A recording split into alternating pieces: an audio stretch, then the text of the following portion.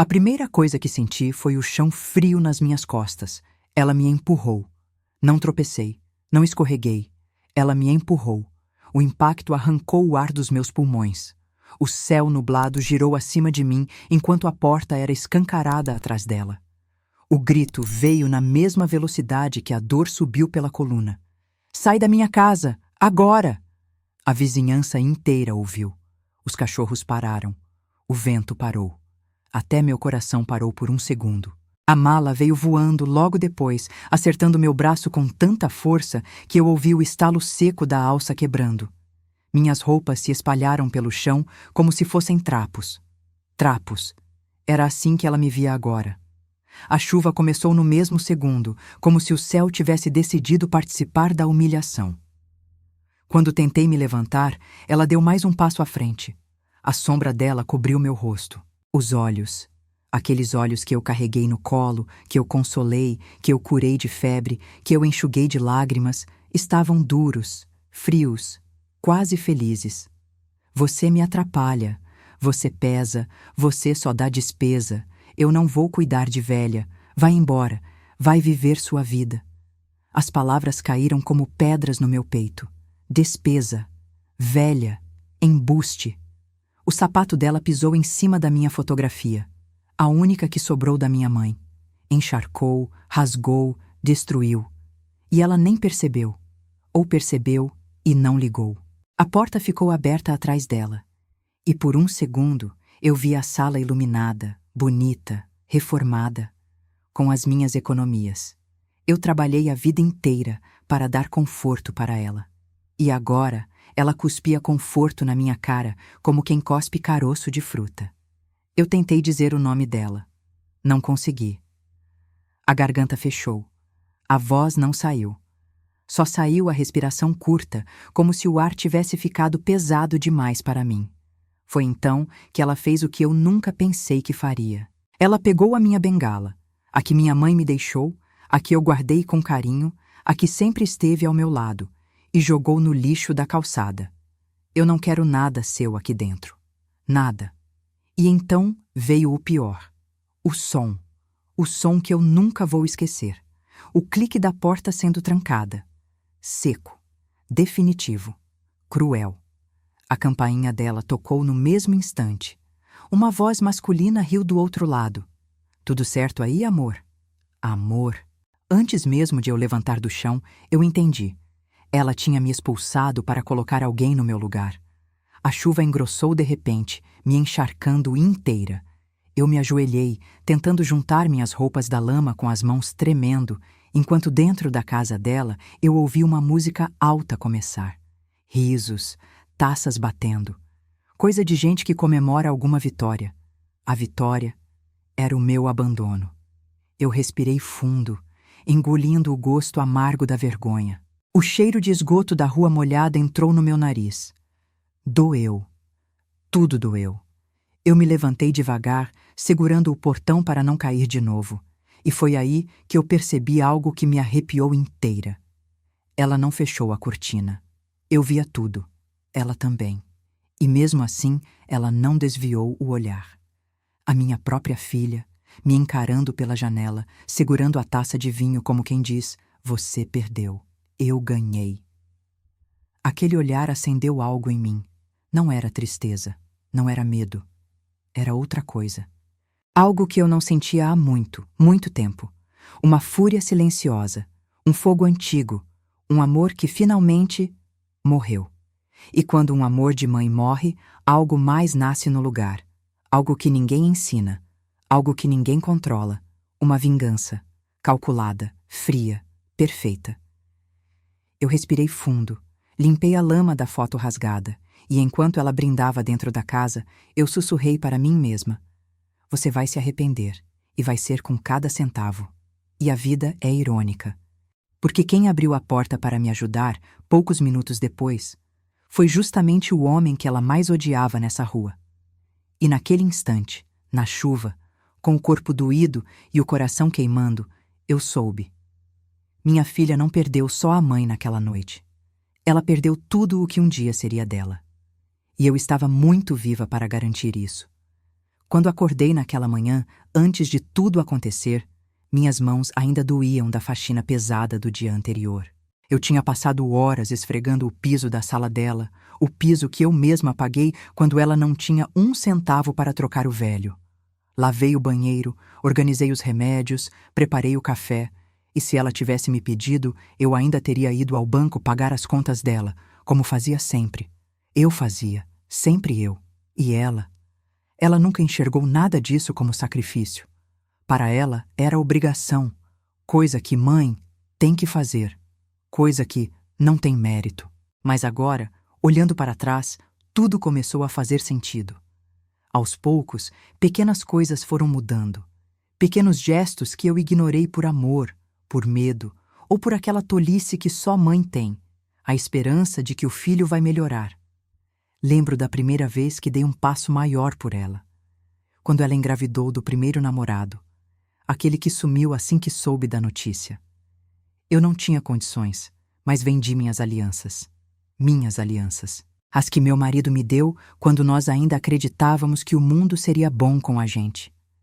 Era ouro puro, ouro que eu guardava como memória. Vendi pelas metades, ouvi piada do comprador e mesmo assim sorri porque sabia que estava fazendo o certo. Com o dinheiro, paguei exame, comprei enxoval, paguei hospital. Ela nunca disse obrigada. Depois teve a faculdade dela, o sonho dela, o orgulho dela. Eu era diarista. Eu me ajoelhei em pisos que não eram meus, lavei roupas que não eram minhas, cozinhei comidas que não eram minhas. E com o que ganhei nessas casas, juntei dinheiro suficiente para bancar metade da matrícula que ela disse que iria pagar sozinha. Nunca pagou. Sabe o que ela fez? Disse para as amigas que minha mãe não tinha nada para fazer da vida, então resolveu ajudar. E eu ouvi isso sem querer, atrás da porta, com um nó na garganta e o corpo inteiro congelado. Mas isso não foi tudo. Ao longo dos anos, ela foi criando uma forma de falar comigo como se eu fosse um obstáculo na vida dela. Uma coisa inútil, um móvel velho ocupando espaço. Quando o salário dela aumentou, eu virei atraso. Quando o namorado novo apareceu, virei incômodo. Quando comprei remédios caros para o meu coração, virei despesa. E o pior, quando fiquei viúva, virei peso. No fundo, talvez ela achasse que eu estava vivendo demais. Em cada gesto dela tinha uma pontinha de impaciência. O jeito de pegar as coisas da minha mão, sempre puxando rápido. O jeito de responder minhas perguntas, sempre virando os olhos. O jeito de me apresentar às pessoas, sempre diminuindo. É minha mãe. Ela veio morar comigo porque não consegue ficar sozinha. Mentira. Eu nunca pedi para morar com ela. Ela pediu. Ela implorou. Ela disse que estava perdida, que precisava de mim, que estava cansada, que a vida estava difícil. Eu larguei meu quartinho alugado para ajudá-la. Eu deixei tudo para trás, de novo, por ela. E ela me pagou com desprezo. E então veio o namorado novo. Ele chegou sorrindo, aperto de mão firme, perfume caro. E com ele veio aquela mudança silenciosa. Uma mudança que só quem é mãe percebe. Ela ficou mais distante, mais dura, mais fria. Comecei a notar as coisas sumindo da casa. Meus objetos guardados, meus porta-retratos, meus livros antigos. Ela dizia: "Eu guardei no quartinho, mãe, tá atrapalhando aqui." Eu acreditava. Até o dia em que encontrei tudo jogado num saco preto no depósito do prédio. Ela ia jogar fora. Ela ia jogar fora minhas memórias. E quando eu a confrontei, ela riu. Riu. "Ah, mãe, é só tralha. Para que guardar coisa velha?" Eu quis responder: "Para não esquecer quem eu sou." Mas eu calei. É isso que mãe faz. E cada silêncio meu alimentava um desrespeito novo nela, até chegar na humilhação final. Aquela expulsão não nasceu naquela noite. Ela foi sendo construída tijolo por tijolo, cada tijolo feito de ingratidão, vergonha e desprezo. E o último tijolo veio dias antes. Ela entrou no quarto sem bater, como sempre, e disse de maneira seca, enquanto passava o batom: "Ô mãe, vê se agiliza as coisas da sua vida. A gente está precisando de mais espaço aqui." Eu perguntei o que ela queria dizer com isso. Ela olhou para mim pelo espelho, sem parar de passar o batom, e disse: Estou pensando em reformar tudo. Talvez você possa, sei lá, ficar um tempo com alguém, com alguma amiga, não sei. Ficar com alguém, eu, a mãe dela, como se eu fosse um pacote, e cada frase, cada gesto, cada olhar dela foi se empilhando dentro de mim, pesando, pesando, pesando, até desabar naquela noite. E agora, no abrigo improvisado da varanda do vizinho, com o cheiro de café preto e chuva misturados, eu percebi a verdade que engoli por anos. Eu sempre estive sozinha. E isso ia mudar. Porque naquele momento, pela primeira vez na vida, alguém olhava para mim. Não com desprezo, não com pressa, não com nojinho, mas com humanidade. E é a partir disso que a vingança começa. Não quando você perde tudo, mas quando você entende que nunca teve nada, que valesse a pena ser salvo. A chuva já tinha parado quando ele me ofereceu a toalha. O vapor quente vindo da cozinha invadiu a varanda, trazendo cheiro de café recém-passado e pão com manteiga derretida. Eu estava sentada em uma cadeira de plástico, com a mala encharcada ao lado e a alma mais molhada ainda. Ele não perguntou nada. Não pediu explicações, apenas colocou o prato na minha frente e disse simples: Come primeiro. E eu comi, com vontade, com fome. Com vergonha também, mas ele fingiu não ver. Depois de um tempo, quando minhas mãos pararam de tremer, ele puxou outra cadeira e sentou. Sabe que o prédio inteiro ouviu, né? A frase caiu pesada, mas verdadeira. Eu apenas baixei os olhos. Ele continuou: Tem coisa aí que você não merece carregar sozinha. Aquilo mexeu comigo. Ninguém falava comigo assim há anos. Eu era tratada como problema, como incômodo, nunca como alguém que merecia ser defendido. Meu peito formigou, uma sensação estranha, quase esquecida. Ele esperou. Eu respirei fundo. E pela primeira vez, comecei a contar. Contei da reforma que paguei, da faculdade, das contas, dos objetos jogados fora, do namorado novo, da mudança de comportamento, da expulsão. Ele ouviu tudo calado, mas o maxilar dele travou. Só isso já me mostrou indignação. Quando terminei, ele tomou um gole do café e soltou o que eu menos esperava ouvir. Eu sabia que tinha coisa errada, mas não sabia que era tanta. Antes que eu perguntasse, ele levantou, entrou no quarto e voltou com um envelope cheio de papéis amassados. Colocou o envelope na mesa, me olhou nos olhos e disse apenas: Isso aqui, acho que é seu. Eu senti meu estômago virar. Minhas mãos gelaram, mas abri o envelope. Dentro havia notas fiscais com meu nome, contratos de cartão assinados por alguém que não era eu, pedidos de compras de loja online enviados para o endereço da minha filha, recibos de transferência bancária da minha conta para a conta dela, a cópia de uma procuração eletrônica que eu nunca assinei. O ar sumiu dos meus pulmões. Era a minha conta. Era o meu dinheiro. E ela estava usando tudo, tudo, tudo, sem que eu soubesse, sem minha autorização, sem minha assinatura. O vizinho tomou fôlego, como se estivesse prestes a jogar uma bomba. Eu só não levei isso para você antes porque achei que vocês tinham combinado. Eu vi ela pegando essas correspondências que vinham no seu nome. Ela sempre descia antes de você e pegava tudo. Minha garganta fechou. O mundo girou. Eu lembrei de cada mês em que minha conta parecia menor. De cada vez que ela dizia que eu estava confundindo valores. De cada remédio que deixei de comprar por achar que estava gastando demais. De cada refeição que economizei para não pesar no bolso dela. E o pior, as assinaturas nos papéis tinham um traço parecido com o meu. Mas não eram minhas. Ela copiou minha assinatura. O vizinho, vendo meu desespero, colocou mais papéis na mesa. Tem mais. E eu vi tudo. Ela tinha solicitado um cartão adicional no meu banco. Tinha autorizado compras parceladas. Tinha mudado minha senha eletrônica. Tinha comprado roupa, sapato, celular novo e até móveis. Móveis, com o meu nome, com o meu dinheiro, com a minha vida. Eu fiquei imóvel. O silêncio virou um peso esmagador. E então, o golpe final. Entre os papéis, havia uma chamada de vídeo gravada. Era curta, 5 segundos. O vizinho deu play. A voz dela, clara, nítida, fria. Relaxa, amor. A velha nem sabe da conta. Enquanto ela não morrer, dá para aproveitar. Eu senti algo dentro de mim quebrar. Não um pedaço do coração. Aquilo já tinha quebrado quando ela me expulsou. Não. Foi outra coisa. Foi o limite. O fim do amor. O início da vingança. Eu tremi inteira. Mas não era de tristeza. Era outra coisa. Algo novo. Algo que nascera no meio daquele envelope. Uma força. Uma certeza. Um propósito. Eu respirei fundo e perguntei, com a voz firme: "Você me ajuda?" O vizinho não hesitou. "Ajudo." E completou: "Ela mexeu com a pessoa errada." Eu fechei os papéis de volta no envelope. Era pesado, denso, cheio de provas, de crimes, de ingratidão acumulada.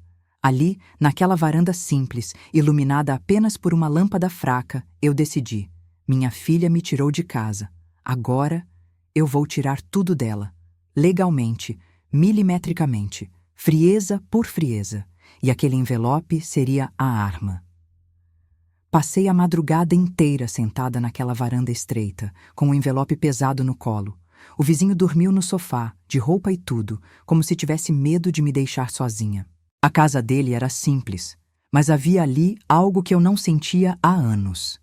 Silêncio sem hostilidade, respeito, um teto que não cobrava amor como imposto. O sol começou a nascer devagar, entrando pelas frestas da janela. O cheiro de café fresco voltou a encher o ar. Mas eu não consegui comer. Eu só pensava naquele vídeo. A frase repetia na minha cabeça, ecoando como um insulto sagrado. A velha nem sabe da conta. Enquanto ela não morrer, dá para aproveitar. Eu era a velha. Eu era o obstáculo. Eu era a oportunidade financeira. E tudo aquilo que eu sacrifiquei, minhas joias, meus anos de trabalho, minhas costas que doíam, meus sonhos engavetados, nunca significou nada para ela. Porque o amor, para quem não sabe amar, vira moeda.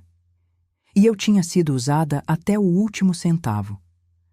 Quando o vizinho acordou, olhou para mim em silêncio. Acho que viu nos meus olhos o que eu já sabia. Eu não voltaria a ser a mesma mulher que saiu daquela casa na noite anterior. "Você pensou no que vai fazer?" ele perguntou. Eu fechei o envelope com cuidado, como quem manuseia dinamite. Pensei. Ele esperou, e eu respirei fundo, como se estivesse puxando o ar do mundo inteiro. Eu vou pegar tudo de volta, e vou deixar ela com o que ela merece. Nada. Não foi vingança o que senti naquele instante. Foi justiça. Justiça pura, matemática, inevitável. Eu fiquei muitos anos esperando reconhecimento. Depois, esperei gratidão. Depois, esperei respeito. E por último, esperei amor. Mas a espera acabou. Ali, naquela madrugada, eu entendi. Quando o amor acaba, o medo vai junto. E foi naquela ausência de medo que minha força nasceu. Eu me levantei da cadeira. As pernas ainda doloridas, mas firmes como nunca. "Me leva até o banco?" Ele assentiu sem hesitar. Antes de sair, me olhei no espelho pequeno da parede da cozinha. Me vi cansada, molhada, humilhada. Sim, mas também me vi viva, muito viva, e viva o suficiente para virar o jogo que ela achou que já tinha ganho. Peguei minha bolsa, peguei o envelope, peguei a dignidade que ela tentou arrancar de mim. E fomos. No caminho, passei na frente do prédio dela. Luzes apagadas, cortinas fechadas, silêncio. Mas eu sabia. Dentro daquela casa havia uma mulher dormindo tranquila, acreditando que tinha se livrado do problema, acreditando que tinha vencido, acreditando que eu estava fraca demais para fazer qualquer coisa. E foi ao olhar para a janela dela que senti a virada dentro de mim. Um clique interno, seco, definitivo. Senti minha espinha se alinhar, meu peito abrir, minhas mãos pararem de tremer. Eu não era mais o peso. Eu não era mais a velha. Eu não era mais a idiota útil. Eu era a mãe que ela subestimou. E isso ia custar caro. Muito caro. Ali, bem ali, parada diante da casa que me expulsou, eu pensei em todas as pessoas que se sentem invisíveis na própria família. Se você já passou por algo assim, se já foi humilhada dentro da sua própria casa, se inscreve no canal, porque aqui a gente transforma dor em força e força em justiça. Entramos no banco ainda cedo. O gerente, que me conhecia há anos, estranhou meu rosto abatido, mas estranhou ainda mais quando eu entreguei o envelope e disse: "Preciso bloquear tudo, agora." Ele folheou os papéis, parou, franziu a testa, respirou fundo. "Dona, isso é grave, muito grave." E então vi nos olhos dele um brilho que não via há tempos, o brilho da verdade sendo exposta. A verdade que ela mascarou por anos, a verdade que ela usou contra mim, a verdade que seria o começo do fim dela. O gerente pediu todos os documentos, pediu senhas antigas, pediu histórico de movimentações, pediu tudo. E eu dei. Eu dei como quem entrega a arma para perito. Eu dei como quem entrega faca para cirurgião. Eu dei como quem entrega munição para quem sabe atirar. Ele analisou tudo com calma. Depois levantou os olhos, sério, firme. "Dona, essa pessoa vai ter problemas, muitos problemas." E naquele instante, algo dentro de mim, algo que ficou adormecido por anos, se ergueu. A mulher que ajoelhou-se por filhos, a mulher que trabalhou dobrado, a mulher que vendeu o que tinha, a mulher que amou demais, a mulher que foi humilhada na rua, essa mulher finalmente acordou. E quer justiça.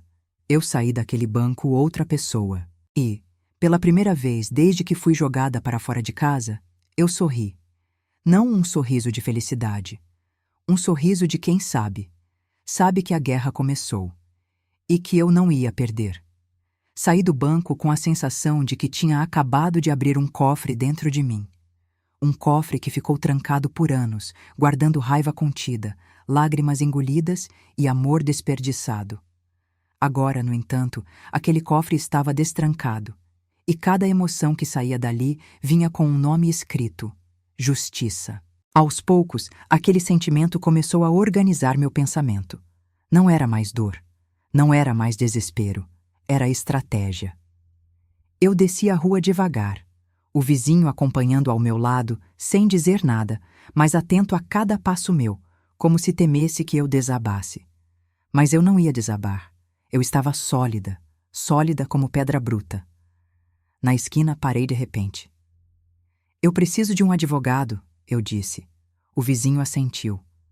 "Conheço alguém, gente séria. Já me ajudou quando meu irmão tentou tomar minha parte da herança." Anotamos o endereço e fomos imediatamente. O escritório era pequeno, mas organizado. Livros de direito empilhados, cheiro de papel novo e café passado há pouco. Um homem de óculos, cabelo grisalho e olhar atento nos recebeu com um aperto de mão firme. "Em que posso ajudar?" Eu não fiz discurso. Eu não chorei. Eu não expliquei vida inteira. Apenas entreguei o envelope para ele. Ele demorou menos de 2 minutos para entender tudo. Fraude bancária. Virou outra página. Assinatura falsa. Outra página. Procuração digital ilegal. Outra. Apropriação indébita. Outra. Uso indevido de conta. Outra. Abertura de cartão adicional sem consentimento.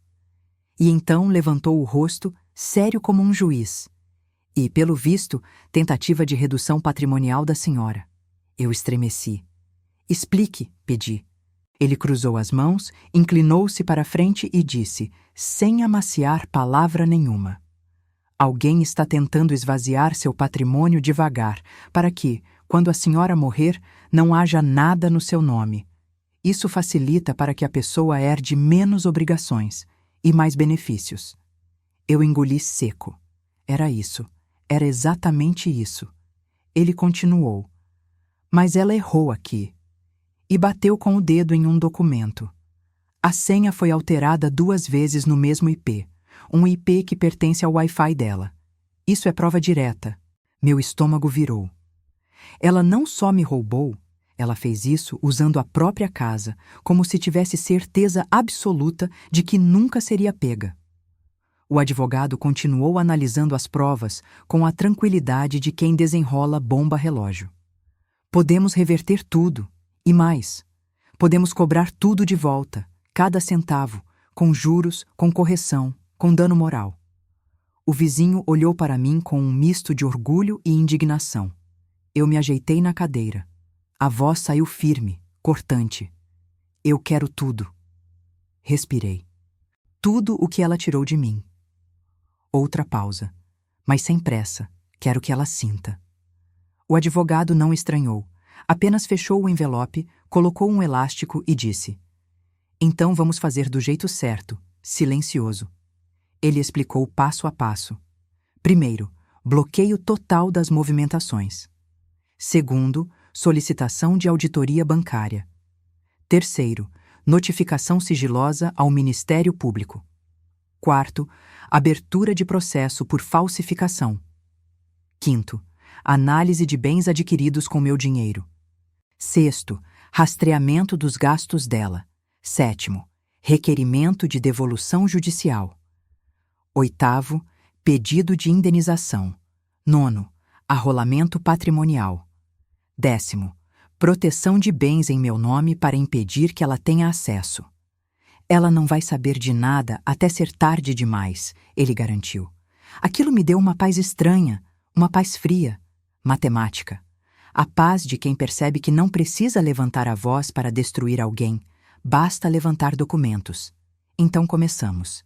Assinei papéis novos, com firma reconhecida, dei minhas senhas antigas, revisei cada movimentação suspeita, acompanhei os cálculos, acompanhei cada detalhe. Eu virei parte ativa da investigação, como se de repente minha mente tivesse rejuvenescido anos só para caber toda aquela estratégia nova. Quando saímos do escritório, o sol já estava mais alto. O vizinho caminhava ao meu lado, em silêncio, até que perguntou: "E agora? Você vai falar com ela?" Eu dei um leve sorriso. Não de alegria, de certeza. "Não agora." Ele esperou. "Vou deixar ela viver mais um pouco achando que venceu." Aquela frase saiu com uma leveza tão assustadora que até eu senti um arrepio na espinha. Voltamos para a casa dele. No caminho, comprei um caderno novo. Capa dura, folhas lisas, um caderno que se tornaria meu mapa, minha arma e meu diário de guerra. Quando cheguei, escrevi na primeira página, com letra firme: "Lista do que ela vai devolver." Coloquei os itens um por um. Minha assinatura, minha conta, meu dinheiro, meus objetos, meu respeito, minha paz, minha dignidade, minha história. E deixei um espaço em branco, um espaço grande, para o mais importante de todos, a humilhação equivalente, porque ela tinha me jogado no chão na frente dos vizinhos, ela tinha me chamado de velha inútil, ela tinha me chutado como se eu fosse peso morto. E um dia muito próximo, ela sentiria exatamente o mesmo, mas multiplicado. Porque eu aprendi uma verdade naquela noite. Quando uma mãe para de perdoar, o mundo começa a tremer. E a vida da minha filha estava prestes a desabar, lenta, silenciosa e perfeitamente calculada. A primeira noite que dormi na casa do vizinho foi estranha. Não pelo colchão simples, nem pelo barulho da rua, nem pela luz do poste entrando pelas frestas da janela. Foi estranha porque, pela primeira vez em muito tempo, eu dormi sem ninguém me olhando como peso. Acordei cedo. O corpo ainda doía, mas havia outra coisa dentro de mim, algo que eu não sentia há décadas: firmeza. Me levantei devagar, ajeitei os cabelos no espelho, lavei o rosto e percebi que a mulher refletida ali não era a mesma que tinha sido jogada na rua 2 dias antes. Aquela ali tinha os olhos cansados, sim, mas algo novo brilhava dentro deles. Não era tristeza, não era medo, era foco. E foco, quando nasce de dor, é um tipo de força que ninguém consegue parar. O vizinho me encontrou sentada à mesa, organizando papéis, contas, documentos antigos. "Dormiu bem?" ele perguntou. "Não, mas dormi livre. Ele sorriu pequeno, daqueles sinceros que aparecem só no canto da boca. Preparei o café. Café forte, sem açúcar. O cheiro encheu a cozinha pequena, aquecendo o ar. E enquanto tomava a primeira xícara, comecei o trabalho do dia. Peguei meu caderno de capa dura, o meu mapa de guerra, e comecei a listar o que eu precisava recuperar de mim. Minha saúde, meu tempo, meu espaço, minha postura, minha identidade e, por fim, minha autoridade. Porque mãe que perde autoridade vira escrava emocional. Eu tinha sido isso por anos. Agora, não mais. Na manhã seguinte, antes de ir ao banco novamente, o vizinho disse: "Você devia cortar o cabelo." Eu virei o rosto, surpresa. Por quê? Ele coçou a nuca, tímido. Porque, quando a gente muda por dentro, muda por fora também. Eu ri. Um riso curtinho, mas real. E ele tinha razão. Pegamos o ônibus e fomos até o salão do bairro. A cabeleireira me olhou de cima a baixo e falou: "Vamos tirar esse peso." E tirou. Meus cabelos, antes longos e sempre presos, agora estavam mais curtos, leves, modernos. Quando olhei no espelho, quase não me reconheci, mas reconheci a firmeza no meu olhar. E saí de lá com os ombros mais erguidos. Depois disso, comecei a cuidar de mim com disciplina. Caminhada todo dia de manhã, alimentação mais leve, remédios tomados no horário certo, banho quente sem pressa, roupa limpa, cheirosa, bem passada, peles tratadas com creme que eu nunca me permiti comprar. E o mais importante, voltei a me ver como pessoa, não como ferramenta da vida de alguém. No fim daquela semana, voltei ao banco para acompanhar o andamento do processo. O gerente me recebeu com respeito, aquele respeito que eu não recebia nem dentro da minha própria casa. "Dona, as coisas estão avançando rápido, as compras suspeitas já estão sendo investigadas. O cartão dela foi cancelado, mas vai ser melhor a senhora ver isso." Ele me entregou um extrato. E ali estava. Todos os gastos dos últimos meses listados um por um, restaurantes caros, roupas de marca, decoração nova, aparelhos eletrônicos, tudo pago com meu suor, meu dinheiro, minha vida. Eu fechei o extrato devagar, mas pela primeira vez não senti aquele aperto no peito. O que senti foi avaliação, cálculo, estratégia. Eu estava emocionalmente forte o suficiente para olhar para a realidade sem tremer. Saí do banco e fui direto ao escritório do advogado. Ele mostrou o bloqueio definitivo da conta conjunta que ela tinha usado para sugar o que era meu. Mostrou a auditoria concluída. Mostrou o laudo de perícia da assinatura falsa e então disse: "Agora, entramos na fase 2. "E qual é a fase 2? Perguntei. Ele cruzou os braços. "A fase onde ela começa a perder." Aquilo não me deu prazer gratuito, me deu equilíbrio, porque justiça verdadeira não é vingança pelo calor da raiva, é vingança pela frieza da lógica. E naquela hora, eu finalmente entendi. Eu não estava apenas reagindo ao que ela fez. Eu estava construindo uma nova vida, tijolo por tijolo, sobre o terreno que ela tentou arrancar debaixo dos meus pés. Quando voltei para a casa do vizinho, ele estava no quintal, mexendo em umas plantas. Ele me olhou e comentou: "Você está diferente." Eu sorri. "Estou mesmo." Ele largou a enxada, me olhou nos olhos e disse: "Agora falta a última parte." "Qual?" "Você se preparar para olhar na cara dela e não tremer." Eu respirei fundo e pela primeira vez senti dentro de mim: eu estava pronta, pronta para recuperar minha vida. Pronta para olhar para a mulher que eu gerei e ver apenas a pessoa que tentou destruir tudo o que eu era. Pronta para mostrar a ela que eu não era peso, não era velha, não era descartável. Eu era a mãe que renasceu. Eu era a mulher que ela subestimou. Eu era a força que ela nunca imaginou enfrentar. E faltava só um passo, o passo que daria início à queda dela. A execução não começou com barulho. Começou com silêncio. Silêncio é a arma dos injustiçados. Silêncio concentra, organiza, afia. E naquele silêncio, dentro da casa simples do vizinho, eu comecei a montar as peças finais do meu tabuleiro. A primeira coisa que fiz foi simples: trocar meu número de telefone. Minha filha tentou ligar? Não sei, não me importei. Depois fui ao cartório. Assinei novos documentos, registrei firma, atualizei endereço, atualizei CPF, atualizei tudo que antes dependia dela ou estava associado à casa dela. Cada papel assinado era um fio sendo cortado. Cada carimbo era um elo que deixava de me prender. E quando saí do cartório com a pasta nas mãos, senti algo quase físico. A liberdade tinha peso. A segunda etapa do plano começou com o advogado. Sentamos na mesa dele. Eu, o vizinho e uma pilha de documentos que agora era maior que o envelope original. Ele abriu a pasta, separou cada parte e explicou. Agora vamos trabalhar com 3 frentes. E desenhou no papel, frente 1, rastreio dos bens. Tudo que ela comprou com meu dinheiro, celulares, roupas, eletrodomésticos, reformas, agora estava sendo oficialmente vinculado ao processo. Esses itens serão listados como bens adquiridos ilegalmente, disse o advogado. Frente 2.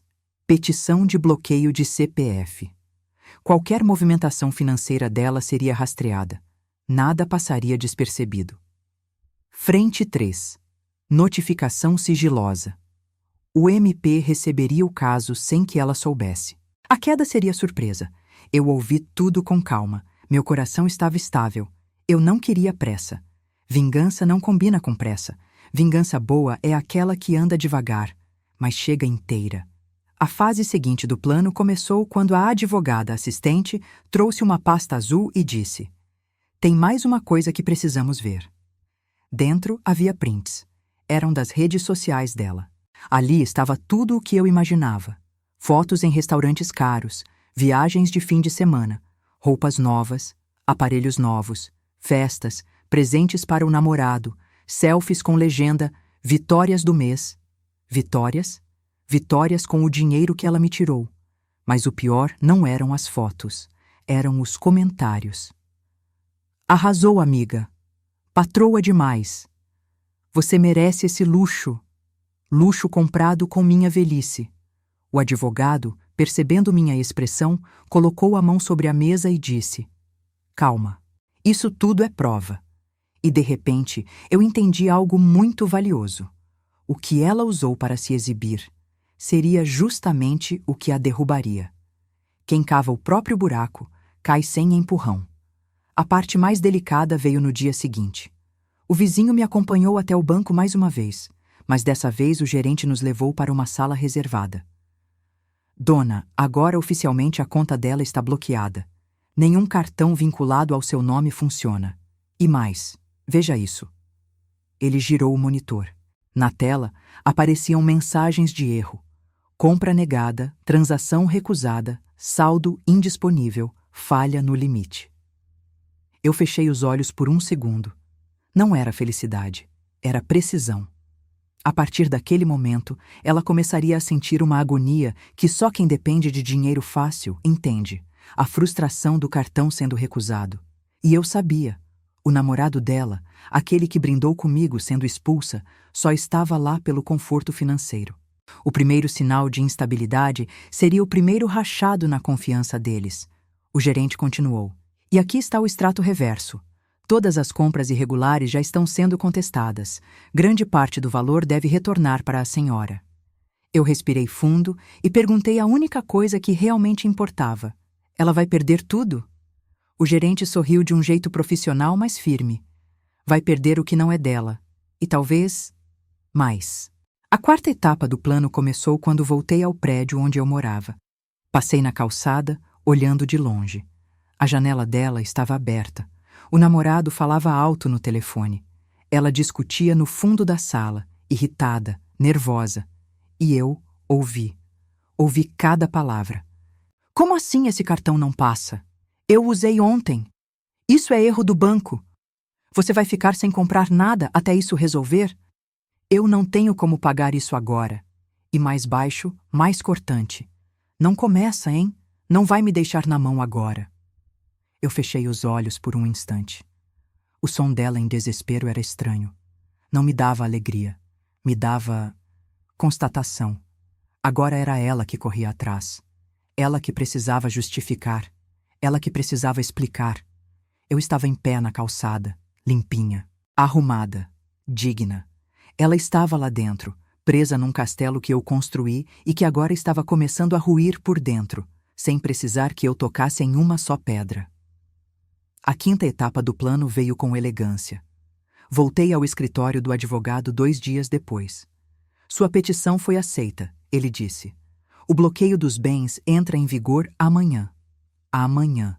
No dia seguinte, tudo que ela comprou com meu dinheiro passaria a ter registro oficial de irregularidade. E em breve. Em breve chegaria o momento que eu aguardava desde a noite em que fui jogada para fora. A queda pública.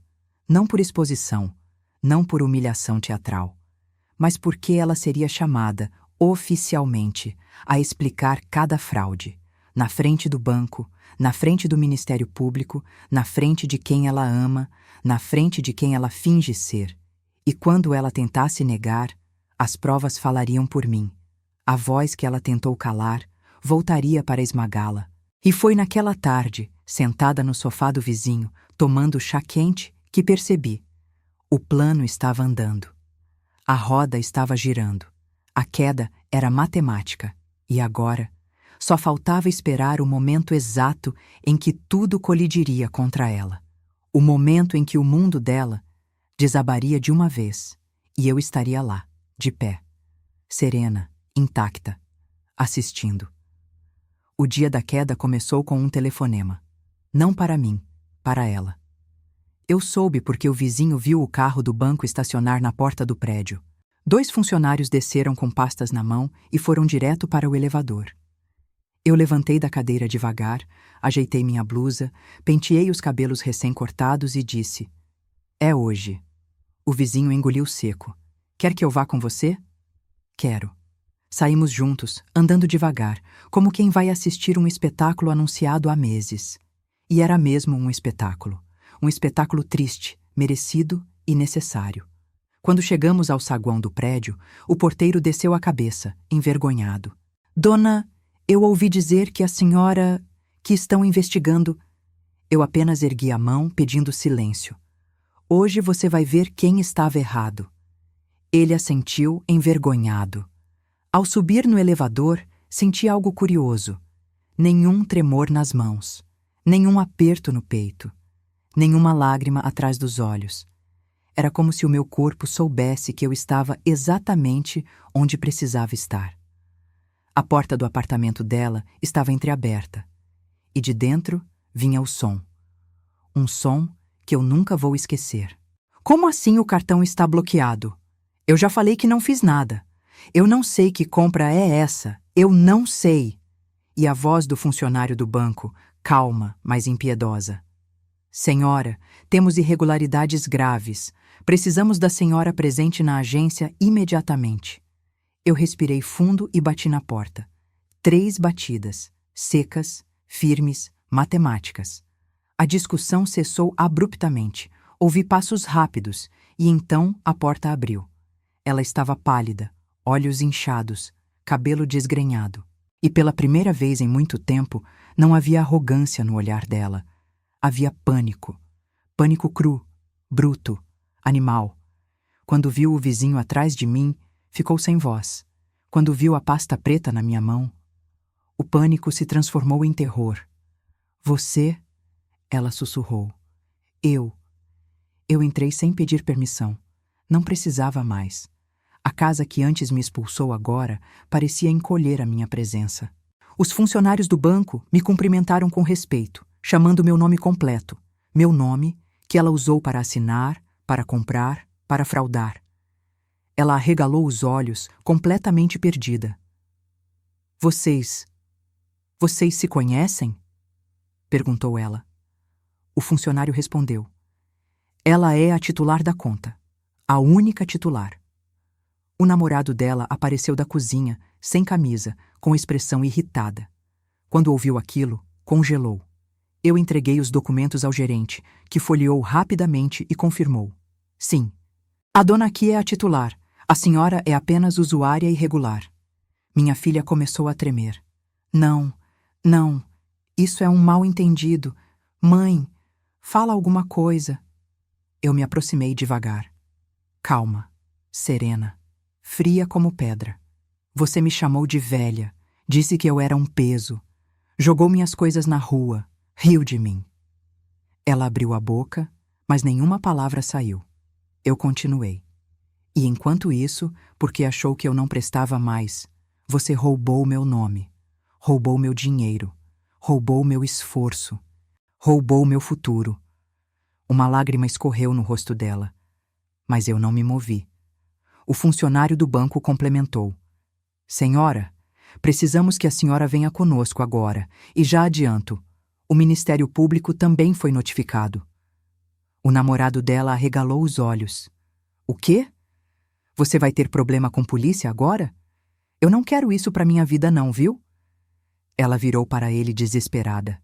Amor, espera. Isso não é culpa minha. Eu posso explicar.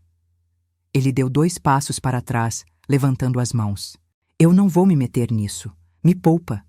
E pegou a mochila dele. Pegou. E foi embora. Sem olhar para trás. A porta bateu. Ela ficou sem chão, sem dinheiro, sem namorado, sem controle, sem arrogância.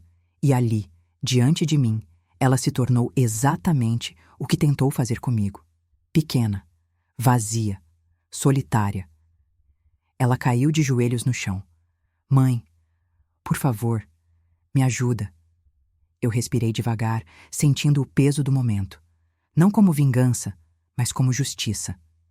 Você me ajuda? A pergunta saiu dela como um soluço. E eu respondi com a voz mais firme da minha vida. Eu te ajudo, sim. Ela levantou o rosto cheio de esperança. E eu completei. Te ajudo a enfrentar tudo o que você fez. O gerente colocou a mão no meu ombro, indicando que já poderíamos ir. Quando me virei para sair, ela tentou se levantar, mas escorregou no próprio desespero. E antes de fechar a porta, olhei para ela uma última vez e disse: Você deveria ter me respeitado enquanto eu estava ao seu lado. Agora, você vai sentir minha ausência. A porta se fechou. Devagar. Definitiva. Do mesmo jeito que ela fechou contra mim naquela noite. Mas a diferença é que eu saí de cabeça erguida e ela ficou de joelhos. O silêncio do corredor foi a minha música de vitória. A queda dela não estava completa ainda. Faltava a parte mais prática, a parte mais concreta, a parte que colocaria números na dor que ela causou. A queda emocional dela tinha acontecido no apartamento. Mas a queda real, aquela que dói no bolso, no nome, na reputação e no futuro, começou oficialmente 2 dias depois. O vizinho me acompanhou até o Ministério Público para entregar os documentos restantes. O advogado já estava lá nos esperando, com a postura de quem sabe que vai derrubar alguém usando apenas a força da própria lei. Entramos numa sala pequena, com cheiro de papel e ar-condicionado forte demais. Um promotor de meia-idade analisou tudo com calma, cada extrato, cada assinatura falsa, cada compra, cada data. Quando terminou, empilhou as folhas e disse a frase que selou o destino dela. Temos aqui 4 crimes configurados. O silêncio ficou pesado. Ele levantou 4 dedos. Primeiro, falsificação de documento particular. Segundo, estelionato financeiro. Terceiro, uso indevido de dados pessoais. Quarto, apropriação indébita agravada. A palavra agravada fez um arrepio percorrer minha espinha. O promotor continuou. E existe um agravante adicional. A autora dos crimes é filha da vítima. O Código prevê aumento de pena quando o agressor se aproveita da vulnerabilidade familiar. O vizinho fechou os olhos devagar, absorvendo cada palavra. O advogado anotou tudo com um leve sorriso, não de alegria, mas de dever cumprido. Eu respirei fundo. Não era vingança, era justiça pura, fria, matemática. A partir daquele momento, o MP assumiu o caso. E em menos de 48 horas, as primeiras medidas judiciais foram emitidas. A notificação.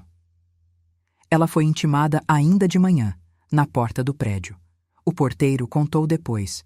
Dona, Ela quase desmaiou. Caiu sentada ali mesmo no hall. A intimação pedia presença imediata para depoimento. Mas não era só isso. Exigia a apresentação de documentos, extratos e justificativas.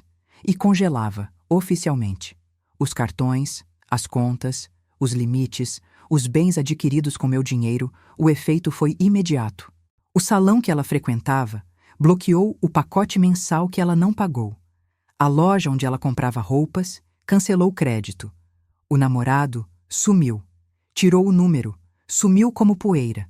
A vaquinha digital que ela tentou abrir para se recompor financeiramente foi denunciada em segundos. E os comentários? Ah, os comentários. Ué, mas essa não era a metida à rica? Cadê o luxo? Virou golpe agora? Que vergonha, hein? Deus tarda, mas não falha. Eu não escrevi nada. Não precisei. A verdade estava fazendo o trabalho sozinha. O depósito de devolução. Alguns dias depois, o advogado me ligou. Tem algo que a senhora precisa ver. Fui até o escritório. Ele abriu a pasta e colocou um papel na minha frente. Um depósito longo. Valor corrigido. Reembolso completo de tudo que ela desviou, multiplicado por juros, por multa, por indenização. Eu li o número. Olhei de novo. Li uma terceira vez. O dinheiro que ela me tirou voltou para mim com força redobrada. Era como se a vida tivesse somado cada lágrima minha e transformado em centavo. E a melhor parte? Não foi ela quem pagou. Foi o banco, porque ela cometeu fraude usando uma instituição financeira. E a instituição preferiu pagar rápido, para não alongar o escândalo.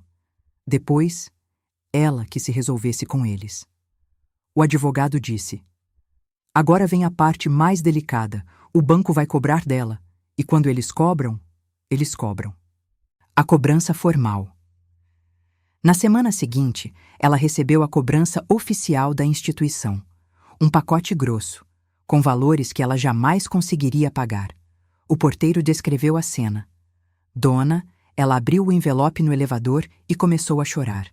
Caiu sentada no chão, desesperada. Era débito judicial. Não dá para ignorar. Não dá para negociar. Não dá para fugir. O namorado não voltou. Os amigos sumiram. A família do pai dela fechou as portas. E a vizinhança? A vizinhança observou tudo. Quem antes a chamava de patroa, agora a chamava de golpista.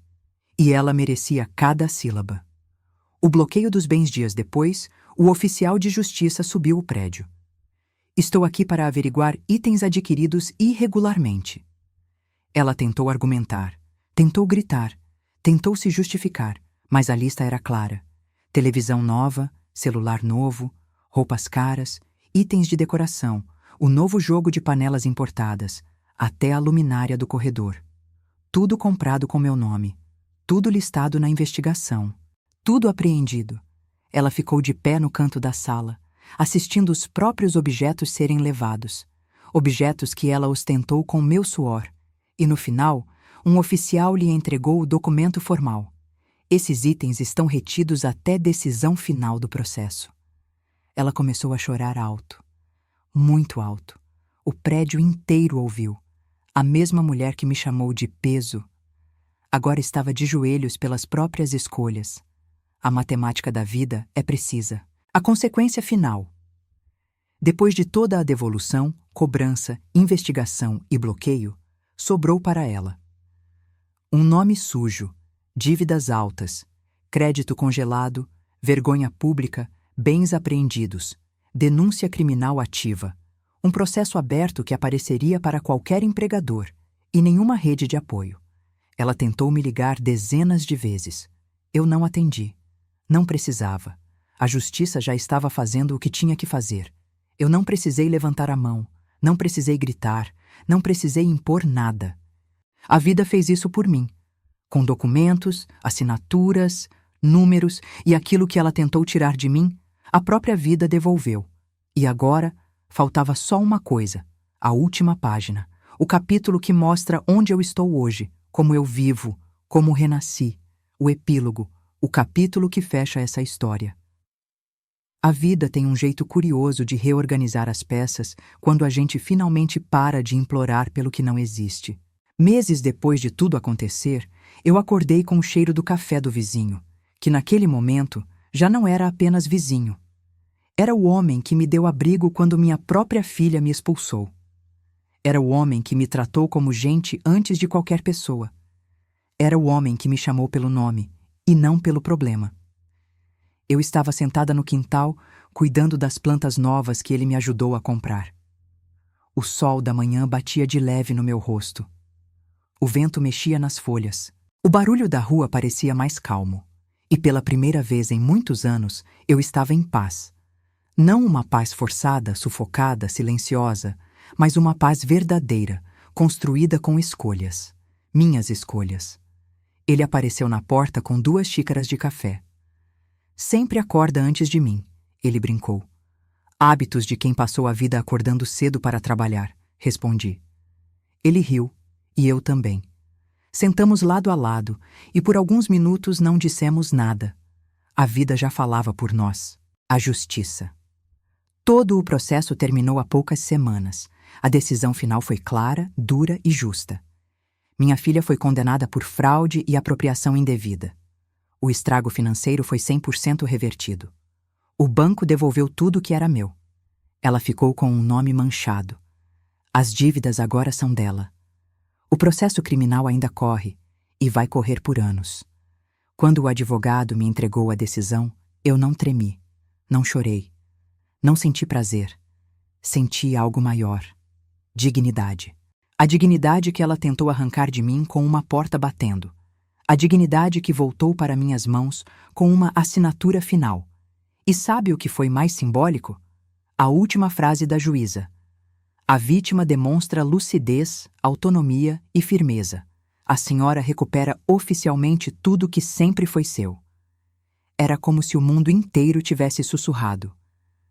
Agora você volta a existir. A vida nova. Com o dinheiro restituído, eu fiz algo que nunca tinha feito antes. Comprei uma casa pequena. Minha. No meu nome. No meu silêncio. No meu ritmo. Uma casa com varanda. Com plantas. Com sol de manhã e sombra à tarde. Com paredes que não me enxergam como peso. Com chão que não range de má vontade. Com portas que não se fecham na minha cara. Eu comprei móveis novos também. Simples, bonitos, escolhidos com cuidado, pela primeira vez na vida, escolhidos por mim. E no primeiro dia que dormi nessa casa, percebi uma coisa que me emocionou profundamente. O silêncio ali não era vazio. Era descanso. Era minha alma, finalmente sossegando. E a minha filha? Ela tentou falar comigo, mandou mensagem, ligou, mandou áudio chorando. Eu ouvi tudo? Não. Eu não preciso ver ruína, eu já vi demais, mas uma coisa eu fiz, enviei uma única mensagem. Só uma. Quando você aprender o que é respeito, talvez possamos conversar. Até lá, cuide da sua vida. Eu já cuidei demais da sua. E silenciei, porque amor de mãe não morre, mas ele cansa. E quando cansa, aprende a amar de longe. Eu perdoei? Não ainda. Perdoar exige arrependimento verdadeiro, e ela ainda não chegou lá. Mas eu me libertei, e isso sim é definitivo. E eu e o vizinho. Ele continua aqui. Cuidamos das plantas, tomamos café juntos, rimos juntos, descansamos juntos. Não sei se é amor, não sei se vai ser, mas sei que é paz. E basta. Pela primeira vez na vida, eu estou com alguém que não quer nada de mim, além da minha companhia. E isso vale mais que ouro. E hoje? Hoje eu acordo cedo, faço minhas caminhadas, tomo meu café, cuido da casa, cuido de mim, tenho documentos no meu nome, tenho dinheiro no meu nome, tenho paz no meu nome. E, acima de tudo, tenho uma vida que eu escolhi. E se algum dia minha filha aprender que mãe não é banco, é abraço, é raiz, é história, talvez ela venha até mim de cabeça inclinada. E talvez eu abra a porta. Ou talvez não. Mas isso agora é decisão minha. Eu a mulher que ela tentou destruir, mas que renasceu com mais força do que ela jamais imaginou. Se você chegou até aqui, obrigada por ouvir meu desabafo. Se alguma vez te fizeram sentir pequena, se alguém da sua própria família já tentou arrancar sua dignidade, deixa seu comentário contando o que você faria no meu lugar. E se inscreve no canal para acompanhar mais histórias como essa. Aqui, a gente transforma dor em coragem. E coragem em justiça.